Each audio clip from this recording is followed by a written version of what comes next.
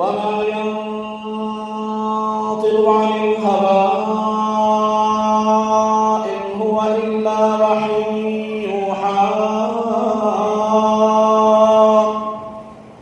اور وہ کوئی بات اپنی خواہش سے نہیں کرتے، وہ تو نہیں مگر وحی جو ان کو کی جاتی ہے. یعنی اللہ کی طرف سے جو الہام ہوتا ہے، جو وحی آتی ہے، محبوب خدا وہی اپنی زبان سے بولتے ہیں. یہ کلام مقدس ہمیں پکار کر کے کہتا ہے. حضرت سیدنا ابو بکر محبت سے مچل کر کے بولتے سبحان اللہ، کیونکہ یہ محبت کا مرکز ہے. ابو بکر صدیق رضی اللہ عنہ یہ محبوب رب اکبر صلی اللہ علیہ وسلم سے بے حد محبت کرتے، حضور پاک صلی اللہ علیہ وسلم سے بہت محبت فرمایا کرتے. ان کا نام مبارک آتا ہے تو عاشقان رسول کے چہروں پر خوشی کی لہر دوڑ جاتی ہے. تو سیدنا ابو بکر صدیق رضی اللہ تعالیٰ اپنی زبان کے بارے میں فرمایا کرتے تھے کہ اس زبان نے مجھے ہلاکت کی جگہوں میں گرایا.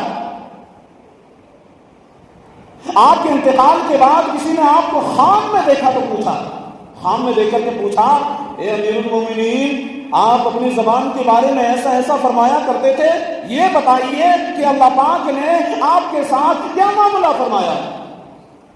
اللہ پاک نے آپ کے ساتھ کیا معاملہ فرمایا ہے؟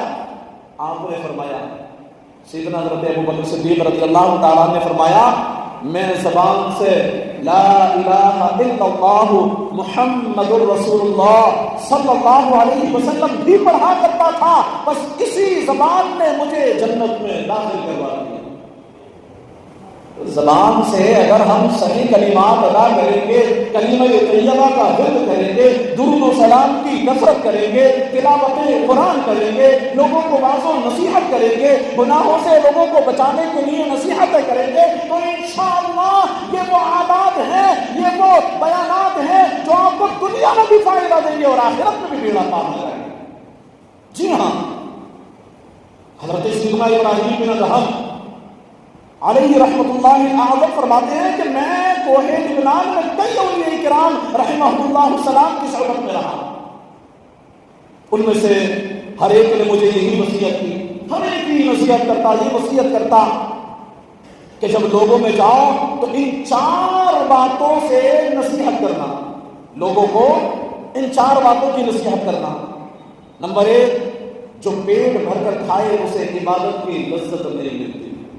ایسا آپ پیٹ بھر کے کھانا کھا کر کے آئیں تو آپ کو عبادت کی لذت نصیب نہیں ہوگی. نمبر 2، جو زیادہ سوئے اس کی عمر کی برکت ختم ہو جاتی ہے. جی ہاں، زیادہ